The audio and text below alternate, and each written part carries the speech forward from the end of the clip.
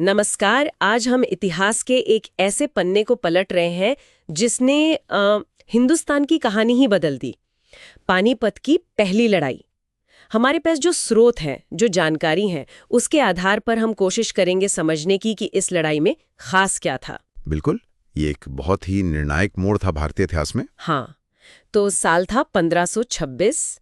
मैदान में एक तरफ थे काबुल से आए बाबर, ज़हीरुद्दीन मोहम्मद बाबर, और दूसरी तरफ दिल्ली के सुल्तान इब्राहिम लोदी। और दिलचस्प बात यह है, जैसा कि हम जानते हैं, कि बाबर की फौज लोदी की सेना के सामने मतलब काफी छोटी थी। हाँ, संख्या में तो बहुत बड़ा फर्क था। तो सवाल यही उठता है कि आखिर ये हुआ कैसे?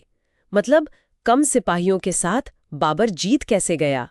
ये सिर्फ तलवारबाजी तो नहीं थी। नहीं, बिल्कुल नहीं। ये लड़ाई असल में सैन्य रणनीति और कह सकते हैं कि उस समय की नई टेक्नोलॉजी उसका एक बड़ा प्रदर्शन थी। अच्छा। हाँ, जैसा कि स्रोत बताते हैं, ये टकराव सिर्फ एक सल्तनत का अंत नहीं था, बल्कि एक बिल्कुल नई युग की शुरुआत थी। तारीख थी 21 अप्रैल 1526। तो फिर बाबर की वो खास रणनीति क्या थी जिसने इतनी बड़ी सेना को हरा दिया? देखिए, बाबर ने दो प्रमुख रणनीतियों का इस्तेमाल किया, जैसा पता चलता है। एक थी तुलुगमा और दूसरी अराबा। तुलुगमा और अराबा, ये क्या चीज थी? तुलुगमा में सेना के दाएं और बाएं हिस्से, मतलब जो फ्लैंक्स होते हैं, वो तेजी से घूमकर दुश्मन सेना को किनारों से और पीछे से घेर लेते थे। ओह, जैसे दुश्मन को फंसा लेना। हाँ, बिल्कुल। एक तरह का टनाई मैन्यूवर जिसे कहते हैं, दुश्मन को चंगुल में फंसाने के लिए। समझ गई। और अराबा, वो क्या था? अराबा सिस्टम में उन्होंने करीब 700 गाड़ियों को चमड़े के रस्सों से बांधकर एक लाइन बना ली, एक रक्षा पंक्ति। गाड़ियों की? मतलब बैलगाड़ियां? हाँ, उसी तरह की गाड़ियां। और इन गाड़ियों की आड़ में तोपें लगाई गईं और बंदूकची तैनात किए गए। अच्छा, तो ये एक तरह का चलता फिरता किला बन गया। बिल्कुल सही, जिसके पीछे छिपकर दुश्मन पर आराम से गोले बरसाए जा सकते थे बिना ज्यादा नुकसान उठाए। और यहीं पर मुझे लगता है बारूद और तोपखाने का रोल आता है। हाँ, बिल्कुल ये उस समय भारतीय उपमहाद्वीप के युद्ध के मैदानों के लिए बहुत नई चीज थी। सही। और बाबर वो मध्य एशिया में पहले ही इन तकनीकों का इस्तेमाल देख चुका था, कर चुका था। उसे अंदाजा था कि भारतीय सेनाएं, खासकर लोधी के हाथी। हाँ, हाथियों का क्या हुआ? वो तोपों की जोरदार आवाज और धमाकों के आदी नहीं थे।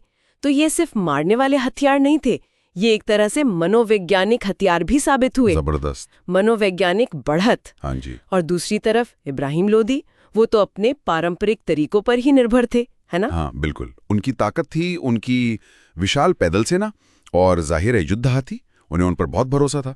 लेकिन शायद उन्होंने इस नई तकनीक को मतलब उतना गंभीर नहीं लिया। शायद कम आंका।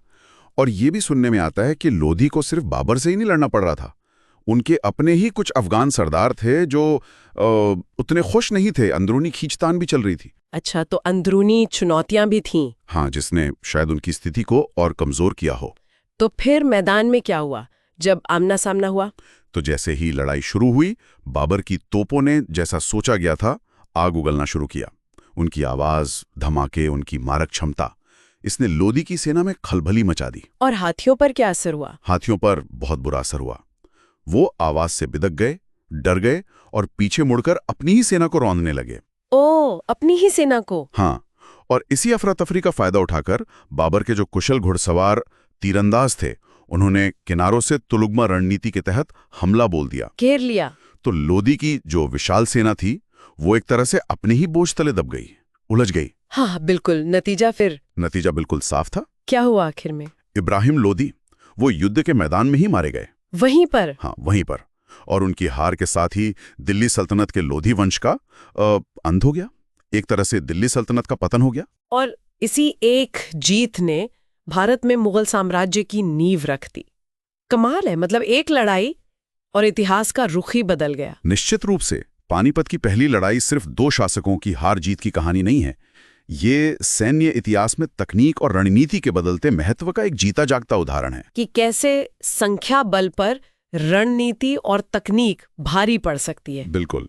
तो हमने देखा कि कैसे बाबर की तैयारी, उसकी ये नई युद्ध प्रणालियां, तुलुगमा, अरबा और सबसे बढ़कर तोपखाने का सही इस्तेमाल, ये सब निर्णायक साबित हुआ। इसने न सिर्फ दिल्ली की सत्ता बदली, बल्कि आने वाले समय के लिए शायद युद्ध लड़ने के तरीके भी बदल दिए। हाँ, और ये मैं सोचने पर मजबूर करता है ना?